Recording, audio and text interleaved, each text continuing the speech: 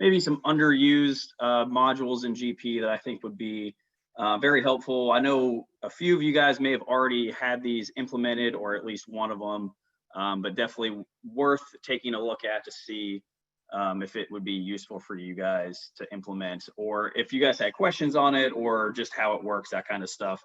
I'm going to go through some high-level things on there, as well as some tips and tricks on some things towards the end as well. Like I said, the agenda, some underutilized functions. Most of these are going to be banking side, so Safe Pay, also known as Positive Pay, probably for most of your banks.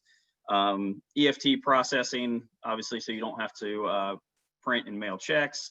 How to do customer refunds directly in GP. It's a little bit, it's simple. There's a simplified process in GP instead of kind of creating all the documents yourself and sending a check out, that kind of thing. So GP kind of wraps it up nicely for you. There's some other things as far as field and account level security as well. Just ways to improve security. If you have certain roles that maybe overlap a lot and some of the general roles don't take care of every little thing that you want, you can actually get very, very granular in GP to allow you to do something or not do something. So we'll take a look at that. And kind of the same thing on the account level side. You can have people view accounts or not. Most of the time that usually ends up being payroll type stuff. You don't want everybody to have access to the payroll accounts. That's the normal use of that, but you can do it for really any account that you want. There's also a good way to set up revenue and expense deferrals. GP will take care of that. We'll kind of show you some of the highlights on that as well. And then national accounts, being able to kind of group customers, vendors together, so that, you know, if you've got a cash receipt for somebody, you can pay the, or you can put it on the correct national account or individual customer IDs if you'd like. So, and also recently there's been a new GP release. 18.3 is out. The way that GP is doing the naming now, it's actually just technically Dynamics GP with no year after it. The way they're keeping track is kind of the build number. 18.3, I believe, released like roughly 2 weeks ago. So there's some new things in there that might be of interest. So we'll definitely get that in front of you guys in case anything catches anybody's eye. And then we'll do a few tips and tricks at the very end, just some navigation things that I think people tend to overlook because, you know, it's easy to kind of get into your own swim lane, we'll call it, and kind of do your stuff, and it's easy to overlook some of the other things and different ways to do things in GP. So on that, we'll go ahead and get started here, and we'll start with Safe Pay. Like I said, some of you guys might already have this, and I'm going to go pretty high level on a lot of this stuff just because it can be difficult to set up. Takes a little bit of time back and forth, but just to kind of let people know that don't have it, that it is out here and what it really does. And obviously, so if you guys have not heard of it, Positive Pay, Safe Pay, and GP, it's basically just a module that provides some check fraud protection. It basically is a system generated file. So you can set the format and you can send a file after you print checks out of GP. It will send a formatted file to the bank. That's something that you would typically upload. The bank will normally send you a format that they are willing to accept, and you typically upload to maybe a portal or something on their end. Basically what it will do is it just validates the check number, check amount, and usually the vendor itself, and says, yep, that's a check that I'm expecting to see. If it doesn't have that information in that file, it'll flag it. So it just kind of prevents the chances of fraud from happening, so that you don't get any random checks in there if somebody's trying to sneak in there. You can find that under the financial and routines and Safe Pay. I have a screenshot of that right there. Basically, it's all contained in this one little section. All the setup and upload part is in here. This actually does not interfere with how you would typically set up your check batch and actually printing checks and sending them, all that. You would actually do all that stuff just as you normally would. It's just an extra step to set up and an extra couple buttons at the end to generate the file. And what I'll do is I'll go through the slides first, and I'll actually jump into GP and show it to you as well. So if you're wondering where it is and want to actually see it in action a little bit, we'll get to that once we're kind of at the end of the slides here. But just as a kind of high level, the configurator part, as you can see, it's that very first one. You kind of just go down the list there. The very first one is the configurator. This is actually where the format comes from. So you would get your bank to send you the format that they will accept. You create an ID. Normally what I tell people is you can do one format ID per bank you have. You don't have to do it per bank account. You absolutely could if you wanted to.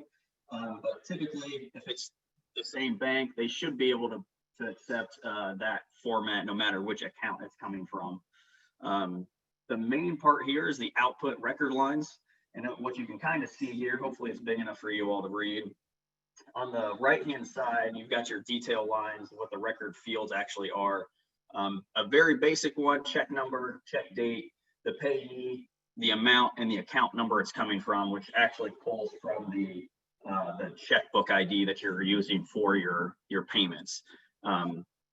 You know, you can get more detail than this, but this is pretty simple to set up, and you can kind of see at the very bottom of that window, it actually gives you a little bit of a preview where it has the quotation marks around the field number. So you can see there's 5 different fields, and it just kind of gives some sample, you know, 1, 2, 3, 4, 5, 6 information, a date, payee just in text, $0 amount, and then what a fake account number would be. So that's always nice when you're setting it up that you can kind of have a little bit of a check there. Editing of the record field. So basically you want to name your field, probably what you're actually putting it on there. You don't have to, but it's going to make everybody's life a little bit easier, I think. So field name is typically just going to match what that standard field is. When we get in there, I'll show you these drop down boxes, but for now, we'll just see what it's actually set up as. I just chose check number because it's pretty easy to kind of to understand. So you'll have your name. The standard field is actually all the fields that are available in GP. So basically anything that you have on the check is going to be available for the most part to select here. So if your bank needs something specific, you'd be able to throw it on here. The field type is just going to show what format it's in. So basically, you know, it's a text one, so it doesn't really have a format necessarily. If it was a date or something like that, you could change that field format to, you know, a different, you know, it could be month, day, day, or it could be, you know, day, date, month, depending, or no slashes with slashes, that type of thing. And again, on the bottom, you'll see the field example, which shows kind of what it would look like if it was selected the way it is. Another thing that is a little bit difficult to see. Hey, Jason. Yep. Hey, Jason, this is Tara. You're kind of going in and out. It's a little muffled, so I don't know if you moved positions because we were hearing you just fine, and now it's just a little bit muffled. Just FYI. Okay. Yeah. No, I didn't move at all. Okay. Hey, that's better right there. So thanks. Yeah. Thanks for the heads up. All right. So, like I was saying, so basically that code's entry on the top, you can see that. We'll take a look at that now. Sometimes, but not all the time, your bank will require transaction code, a transaction code that specifies whether it's a check, a void, an EFT, that type of thing. The code could be a C for check. It could be an actual numerical code. Could be, you know, 200 for checks, 300 for void, something like that. That would be something your bank would specify, but there is a section for that as well. But that's basically it on the setup. Once you get all your fields and records in here, basically all you got to do is save it. Another nice thing you can do here, as you can tell at the very top, is you can export and import these. So for instance, if you're going to set this up in a test company and test it all out, you only have to do it once. You can export it and then import it back into your live company. Or if you've got multiple companies that are going to use the same format, you can always export and import to those. So makes it a little bit easier than having to set them up on different companies or different things like that. So the next thing would be the upload maintenance. Basically, this is just a way to link the format ID with the actual checkbook that you're going to use it for. So really what you can do is you can actually have one format and add different checkbooks. So for instance, if you've got First Bank right there, you could have a format that's First Bank, and maybe you have 5 accounts with First Bank. You can link them all. So essentially it'll know which one to use when you're using that checkbook. The other part of this is the file name and the path down there. Normally we'll want to put that probably on the person's workstation that is actually going to run the file. It's basically all it's going to do is it's just where it's going to generate that output text file. Now, like I was mentioning before, when you are generating the SafePay file, you're going to do your check batch just like normal. There's really no difference there. You just go ahead and print your checks, post them, and then your very last thing is you're just going to go and do this last part where it's the transaction upload, where you're going to go select your check batch, your check run, and then you're going to go ahead and generate that file. And I'll show that to you here in a second. One main thing to look at when you're on this window itself is it's going to show you the transactions in here. The bottom right, you'll see the last upload date. If you don't see any transactions in there, you're probably just going to change your date to whatever the range is that it needs to be, and then hit that load reload transactions down there in the bottom right to repopulate this window. Once you know which one you want, once you click on it and hit upload, it'll actually generate the file for you. It'll tell you where the file goes. This is just the one that I created because I did a couple tests here. Check number 1, you can kind of see you got a date field in that format, and then the vendor, the amount, and then the fake check account number as well there at the very end. So you can always look at these, open them up in Notepad, just review the information if you'd like to. You don't really have to, but it's always a good check if you would like to see that. So with that, let me actually move over to my test over here. And I'm just going to show you a little bit here on the SafePay stuff. So like I mentioned before, SafePay is under routines. Come out here, configurator. This is what we're going to actually use to configure this. So basically I've got my record lines here. If you needed another field, you could actually change this, make this 6 if you wanted to, and it add that 6 field. We're going to leave it at 5. No, that's fine. It's going to let me do it now. So we'll actually add another field here, and that's totally fine. When you come over here, this is stuff that I'm probably going to do, but it's not bad for you guys to know what I'm doing here. This is actually where you go and change these. Like I said, here's all the fields that you want to maybe use. So it just gives you the defaults here to say, hey, these are the ones that normally take place. Here's the ones that you're able to put in here. So I've already got check number. This is a text field. That's totally fine. No big deal. You can change. You can see there's some different ones here. Most of them are going to be related to date and currency, depending on the format of the bank. Some people don't want that $, don't want a decimal, no $, with $, with decimal. So it kind of gives you the options of how that amount is going to be displayed when you're on the actual amount field. Same with dates. You got a numeric and text. So we'll just kind of scroll along through here on each one. This field format, that's what I was talking about with date. You can change. It's got all the different options there that are common. Hopefully the bank will accept one of those. Same pays text. Here's one with the amount with the no $, with a decimal sign. Here's the net total. You can actually do a checks total too. So if you're having multiple checks to one vendor, you could kind of condense it into one line if that's what your bank wants to do. Otherwise, you can just do the actual field amount that will show the actual check amount per check. Account number, that's one's pretty simple. That's again just a text. And now we've got field 6. So let's say we just want to say company name. We'll add that just so that maybe the bank requires that, just so that's a different way for them to know it's you guys. And then we'll just hit save here. we'll get out here. So you can see it added in my 6th field, and we're pretty much good to go here. So that's how you set up and configure that SafePay file with the record lines. Upload maintenance, here's another one I wanted to show real quick. So this is where you're linking the output format up here with your actual checkbook down here. Another good thing to see here is your bank ID actually has to be on here as well. And all that is that when you're in checkbook maintenance, it's just going to be the bank information as far as name, address, and then it's got the transit and direct deposit transit number as well. And then if it does have a bank branch, you can add that in. But all this stuff is obviously, you can see, is optional, so you don't really need it, but it can be helpful. But you need that bank ID, so it knows if you've got, Chase Bank, you might want to put, hey, it's Chase Bank on Main Street, Chase Bank on High Street, whatever. You can determine which one it's going to go to.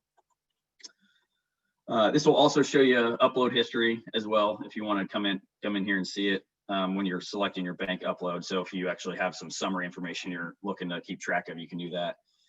And then you can obviously see I've got my upload file coming out to just my C drive out here that I created a little spot for. All right, and I'll go to transactions upload. I think I have one sitting out here for us already. Nope, actually don't. I actually already did it. So basically what happened is if you came out and you did all your check formatting, printing, posting, all that stuff, you'd have a line in here just like you saw in that that slide. Hit this load, reload transactions if you're not sure. And then once you hit upload, it's not going to let me do anything because there's no transactions. All you do is hit this upload and it'll generate that file. And actually, I could probably come out here to my SafePay file. This is the one I generated the other day. So let me open this with Notepad. And like you can see, it's that same one I showed you on the slide here. So it's just going to be check number, date, vendor, amount, and account number. And that's pretty much it for SafePay. You can actually go in and look at history if you want. So if we want to come out here to this one, you can see that there's already been a couple out here. If you need to regenerate the file, you can actually do that here too. So if you misplace the file, you can come out here, select that, hit upload, and say re-upload yes, it'll just generate the file again. All right, so that's pretty much it for the SafePay side. If you guys have questions on that, let's go ahead and just send those in the chat if you'd like. And I'll just go ahead and move along here in EFT. Obviously, the background for EFT is basically you're wanting to pay vendors by uploading a file rather than printing and sending a check via mail. That's good for everybody because you don't have check stock, that kind of thing to keep track of. It'll save your vendor some time and money, maybe even get a discount of some sort if you do EFT. I've seen that a few times, just to reduce processing stuff. EFT is a little bit harder to set up on the format side. You can see that there are a lot more options on this format maintenance window than what we had on SafePay. This is definitely going to be something where you need to go back and forth with your bank to get the format requirements. GP does have built-in format types. Some of the big defaults like the NACHA PPD and I think CCD as well, which is like kind of a different type of account. But basically they're going to be pretty close. It's always a good start is one of those, but we may have to move fields around or add in some constants, that sort of thing, based on what the bank information is. I don't want to get too far in the weeds on that just because it can get pretty deep pretty quick, and it's different for every bank. So not something we need to go over. A big thing is actually the checkbook setup though. When you're actually in your checkbook you're going to use for EFT, you're going to need to set up the actual EFT maintenance stuff here. Basically that's just going to be your routing number, bank account number, the company name, ID, and small company name. You see the blocking factor, format code, and priority code on the bottom right. Those will likely, they could be the defaults because that's what those 10A and 01 is, but they could be different. And then yeah, so there's a few other things that they could be used in there, but may not be necessary. Again, based on bank information and how they need it. The other side of that is where you would need the actual vendor EFT information, obviously. So you would need to get the banking information from each vendor that wants to be paid via EFT, and then update their vendor card. Where you update the EFT information is actually on their address ID, typically the remit to address ID, and there's an EFT bank button that will allow you to put in their bank name, their transit routing number, their bank account number, and some other things if we need them. But basically the name, routing number, account number are the ones we're looking for. As far as processing EFT, again, it's very, very similar to how you do your regular check batches. The only real exception is that when you are creating your batch ID, which is, I'm sure, very familiar to most of you guys, you see the payment method will default to check underneath the comment right there. The only thing you really need to do is change that to EFT. When you do that, the file format will actually show domestic right there. That checkbook is probably going to be defaulted in for the right one already, but that file format will come live. So if you need to change that, which you shouldn't, because it should be all domestic, that's going to come live, so you'll know that it's changed there. So again, I went way less in depth with how to do the formatting, just because it does get pretty dicey pretty quick with which type of bank you're doing it with. But generating the EFT file is pretty close to the same as the SafePay stuff. Basically, you'll want to just go under purchasing transactions and then generate the EFT file. It's actually the next one down, I believe, from I think generate remittance. And what you'll want to do is just select your checkbook and then mark the batch that you had just done. And then what you'll do is just do generate EFT file, and it will process and spit you out a file. Very similar. Really, the only as SafePay, the only difference is kind of the setup of the format, which I don't want to get too far into today. But I can absolutely help you with that if that's something you want to do. You'll notice that the format does look way different than the SafePay file just based on this. It's a little more difficult because you've got obviously a bunch of account numbers and routing numbers, that kind of stuff. All of these spaces are accounted for essentially. Some of them are pads, but you can kind of read it a little bit. Company number, and then there's some other things in there as well. We'll just go through that. All right, and that's what I thought is the last one here. So let me go back over here just to kind of show you the EFT stuff. All right, so basically, hold on, let's do. Go back over here.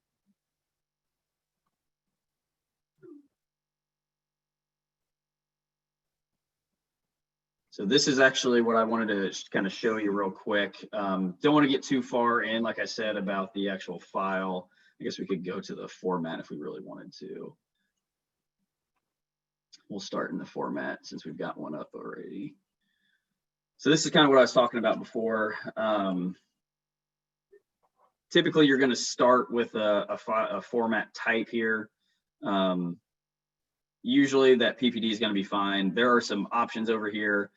There's auto settlement lines if it needs to be balanced. There's some addenda lines potentially. If you don't know what these are, that's totally fine.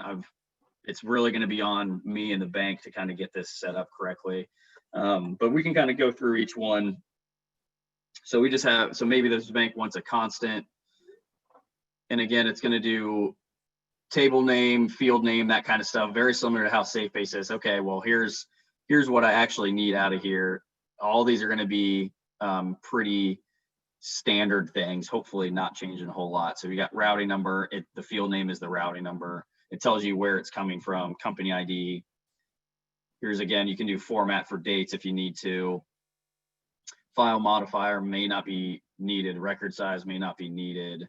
Blocking factor, same. We've got format code, bank account number, company name. And that's, you can kind of see that's where all of this information for the checkbook ID, EFT maintenance stuff, that's where it's all coming from. So filling out the information on the checkbook ID is really key. to get that information correct, because that's where we're pulling all of that from.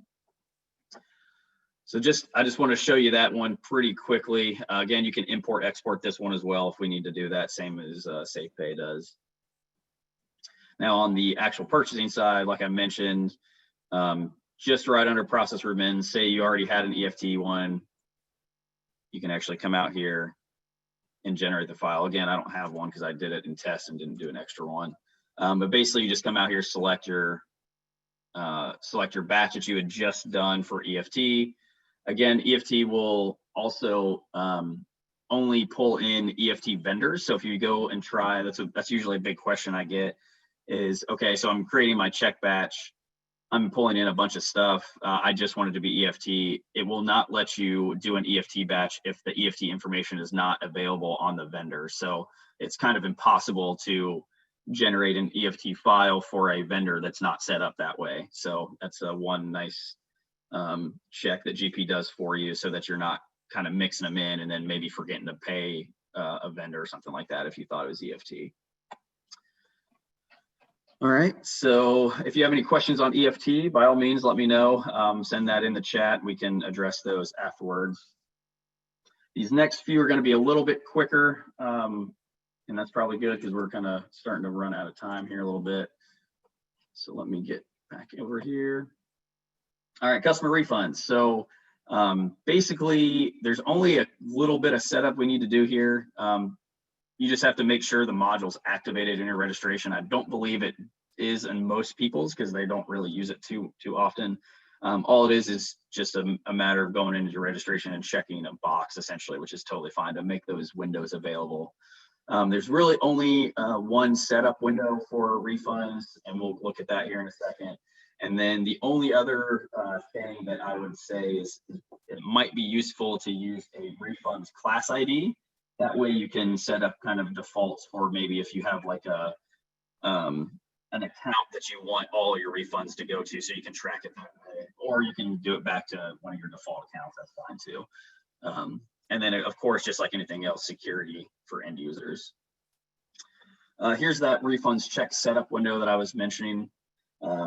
Not a lot to it, kind of just the description, prefix, what the doc number sequence is going to be, any debit memo description, and then you've got some options as far as auto creating the vendor from the customer, and then creating temporary vendors, and then maybe that default ID option, the vendor ID is equal to the customer ID. That's probably a good idea as well.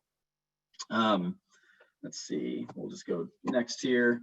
So basically what you can do to refund a check, so say you have a paid, something already paid in here, and you want to say, okay, well, let me go pick this one. I want to refund it. All you really have to do is go to this create refund check, select your vendor or your customer, hit insert. That'll give you your options of which document, and then hit process. And that's really all you're going to have to do. It's pretty seamless. It will then take you directly to, it'll actually create all the entries needed in the background based on the accounts you have set up, and then transfer it over to AP, and then the print checks window comes up and you can just print the check. So really it's very seamless. Like I said, there's not a lot of setup to it. So it's pretty simple to do, and I can show you that real quick as well. So if we want to do, let's do customer, and here's the setup window for refund checks. Just kind of showed you that. Here's that default account that you can set up here. This is just that same window I just showed you. And then if I wanted to come up here and under, there it is, under apply sales documents, we do a refund check. If I hit refund here, I already have this batch ID. If I didn't have this batch ID, it asked me to create it just like normal, no big deal. You've got your doc date. You can pick your customer. I'll just pick Aaron Fitz. I'm pretty sure this is the test company, and we'll probably have something in here. Yeah. So really what you do is you hit insert, and if there's more than one, you can absolutely do that. But basically what you can do is you can just mark this right here, say, okay, it brings it in here. If you wanted to, so that's your customer ID, obviously, but if it already has a vendor ID, you could do that, or you can create the vendor. say okay right there. It just does it for you, because basically what we did in that one setup option is said customer ID equal to vendor ID. So basically all I had to do is hit create vendor and it did everything for me. So if we come out here, you can see it just transferred all the information from the customer side over to a temporary vendor over here in the class ID of refund. That's the reason why I would say set up this class ID refund, just for keeping those in on track here. We hit process here. So yes, it's just going to tell you what it's going to do: transfer receivables and credit balance with the payables. You can do all that, but I'm not a huge fan of these registers and journals, which I'm sure you guys that have worked with me have heard me say a bunch of different times. So like I did earlier, basically it's going to bring up my print payments. Just took me, it basically did all the documents, all that little processing you saw in the background. It took care of all the debit memos, all the GL side, all that stuff. And basically I could go in here, I could print my check. I'm not really going to do that either. Sure, we'll pretend like we're printing a check here. Hit process. We're going to cancel all these posting journals too. And then we're done. So as you can see, pretty simple, very quick if you wanted to go in and do a customer refund check. Even though we didn't have that vendor set up for Aaron Fitz, we were able to set it up immediately, get everything transferred over to how it should be. Any questions on that? Feel free to send that over as well. All right, so the other piece that we're going to look at here, field and account level security. This is pretty well, like almost nobody really uses this. Most of the time that's because you can accomplish it with specific roles and tailoring roles, which is totally fine. But the field level security is something pretty nice just to know that you have it in case you wanted to leave the role intact and just wanted to edit something for one user, that sort of thing. And I can show you how we do that here. Again, you got to make sure it's checked in your registration because it's not normally turned on. But basically you just go into each, you can actually set up the security ID that you see, the field level security ID. I'd say vendor saved. This is just the one I decided to make just because it's pretty easy and obvious to see what it is. Basically what I want to say is I want to be able to give the person access to the vendor, but just not allow them to save anything essentially. Just because I came in here and said, give me the form name, which is the window, and then the field name, and then what I wanted it to do. So that security mode is disable field.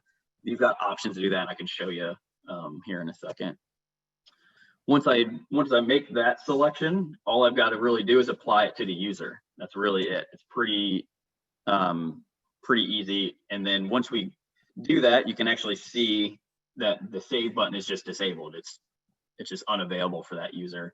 And the other thing you might want to notice is on the top right of that window, it gives you the company ID with that TWO, and then the user that's logged in test. That's the user that I disabled it for, is test right there.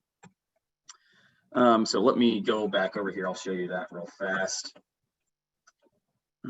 Let's go administration, field level security. So you can see I'm in as SA right here to do this. I've got my restrict button here. Let me just open this up. So I can actually change this stuff if I want to. And actually, let me just hit clear. Let me just do a different one.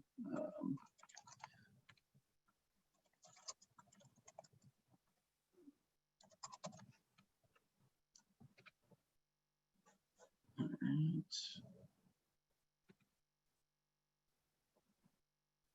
Is it going to let me? Maybe it doesn't like that.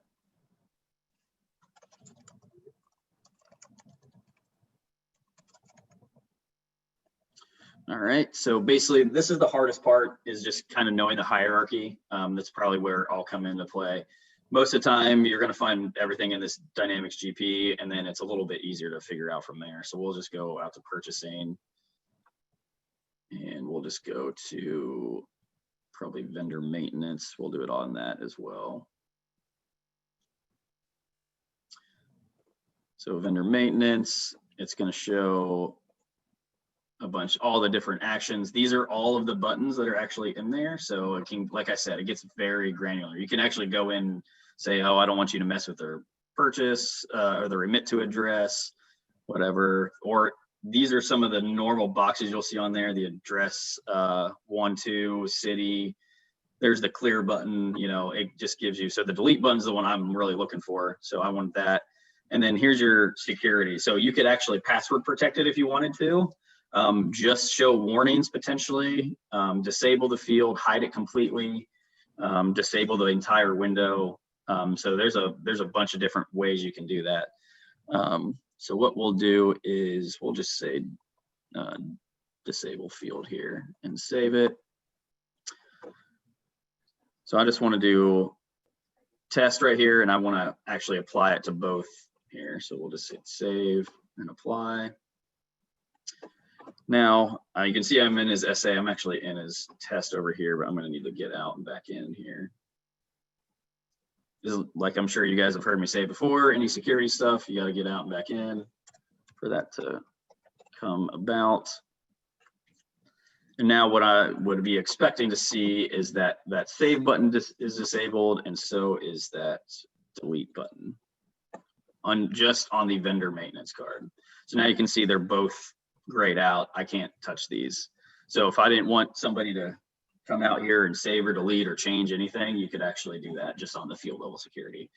And again, you have the option of doing all of these buttons, all of these fields, any of these links, any of it essentially. So even these little VCR buttons down here are on there. So it gives you a very granular way to control per user access to any window or form. All right, so let's see, that's that one.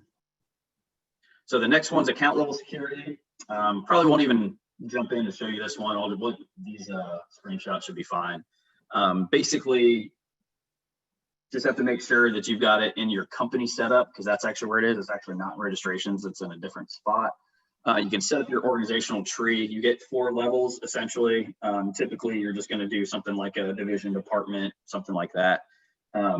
Anything more granular you can absolutely do, but you've got 4, and then you've got the different levels underneath. You got a lot of levels underneath if you need them. Setting up the actual org tree to create a relationship. Basically, you're just saying, hey, accounting and R&D need to be in both. I just created those 2 levels and just assigned them to both locations essentially. So I just went up one step to just say each location has that.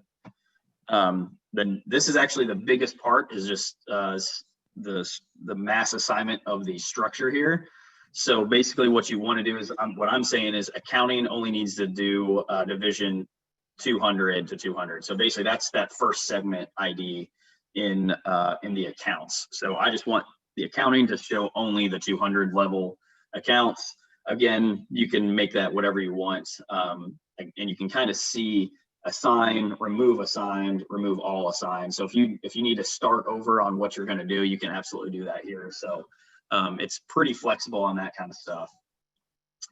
Here we go. So basically, when you're actually assigning the account level security to a user, it's in user setup. So there's this, it's not super obvious. It's this little hierarchy looking tree thing right there that you select, and it'll bring you up into this assignment window. And what that's going to do is it's going to give you the test user that I have in here. There is a button that says grant access to all accounts that will override anything underneath. So if for some reason you have this set up and then you have a few people that are like, I don't even want to worry about it, you can check that button and not worry about the assigned positions down there. I created that Columbus accounting one down there. So essentially they will only see the 200s. So you can verify this by looking it up, and I'll actually show this in here. So I'm under my test user, and say I wanted to go over here and even just, let's just do an account down here just to kind of show you. I do not have access to anything as the test user except for these 200 level accounts. So if I come back over to my SA account and I do the same thing, we can see all of the accounts in here. 0, 0, 0. I don't know how many there are. There's a bunch probably, but I restricted that. So you can see it's just the account restriction. So another little used piece that you can do. So you've got field level security, you've got account level security as well. And just to show you where you actually have to do this account level security right here, that's where you have to enable it. Most of the time by default that is off, but it's easy enough to turn on. All right, so let's see what else we got out here. Revenue expense deferrals, probably won't show this in GP exactly. This will probably be fine here. Basically, you just have one setup that allows you to pick some options here. One thing I do want to point out, the second and third line down here, those of you who are familiar with the posting to GL posting setup window, the auto post into closed future GL periods and auto post into closed previous GL periods, that will override what you already have in your posting setup. So obviously it's a deferral, so you definitely want to be able to kind of do that without having to go out to your fiscal period setup, opening a window, then doing this, and then going back and closing it. This allows you to kind of override that, but just for the deferral stuff. So just want to keep that, just so you guys know that that is there. There's some other options there, but most of those are probably going to be defaults typically. So basically, you've got deferral profiles that essentially let you say, okay, well, this is the module I'm going to use this profile with. Here's my account. I want my cost here, my deferral account here. And then you can kind of do that calculation method and number of periods down there. I just did equal in 12 periods. So, but you can set up different profiles and you can restrict access to those profiles as well if you need to. So if you've just got AP people, you can have them just have the AP profiles for deferring. And then if you have people that need all of them, you can do it that way. It allows you to restrict as needed. The only real difference then from here is when you're putting in an invoice, there's an optional, there's this additional option window for your deferral. You just hit the additional once you're in the distribution window. So when you're actually doing the payable, you hit the little distributions button, it'll take you here, which you're probably used to where you've got your GL accounts. Go up to the additional, go to deferral. And what that allows you to do, it brings up this screen. It'll show the deferral account. You can actually change the cost one if you'd want to, but it gives you the amount to apportion, the start and end of period, what method you want to do it, and then it'll actually show you the GL posting date of all the ones you want to do and how that's going to break down. Because what it's doing days in period, obviously, so you can tell it's a little bit different. So you got 179.19 for a couple of those months, and then 173.41, and then the partial month at the beginning is only 109. But it'll lay out, and you can scroll down and see what the recognition of all of that is going to be across each month, each period. So that's pretty much it on that side. If you have any questions on revenue or expense deferrals, they're pretty easily set up, honestly. It's just a couple of preferences and you choosing the accounts you want, essentially. National accounts. Some of you guys might be using this. Some of you might not be. National accounts, it just allows you to link multiple customers so that you can kind of apply receipts accurately, we'll say. So if you needed to apply it to just one of potentially a few, you could do that.